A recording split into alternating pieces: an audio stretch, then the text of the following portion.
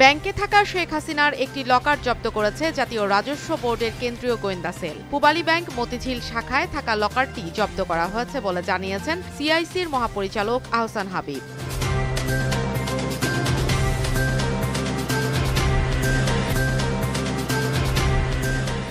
মিথ্যা তথ্য দিয়ে 10 কাঠার প্লট নেয়ার ঘটনায় দুদকের করা মামলায় সাবেক প্রধান বিচারপতি এবিএম খায়রুল হকের জামিন নামঞ্জুর করে গ্রেফতার দেখানো হয়েছে। ঢাকা মহানগর দায়রা জজ আদালতের ভারপ্রাপ্ত বিচারক ইব্রাহিম মিয়া এই আদেশ দেন।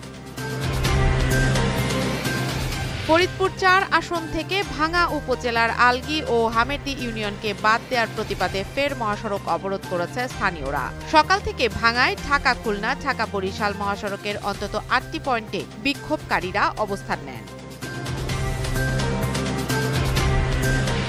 ইউক্রেনের পূর্বাঞ্চলীয় এলাকা দোনেৎস্কে এবার পেনশনের লাইনে দাঁড়ানো বেসামরিক মানুষকে লক্ষ্য করে বিমান হামলা চালিয়েছে রাশিয়া।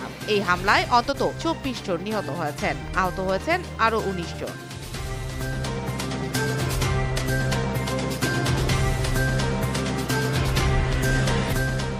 ইউরোপিয়ান অঞ্চলের বাছাইয়ে হাঙ্গেরির বিপক্ষে ৩-২ গোলে জয়লাভ করেছে পর্তুগাল। ম্যাচে দলের দ্বিতীয় গোলটি করে বিশ্বকাপ বাছাইয়ের ইতিহাসে সর্বোচ্চ গোলদাতা হয়ে গেলেন রোনালদো।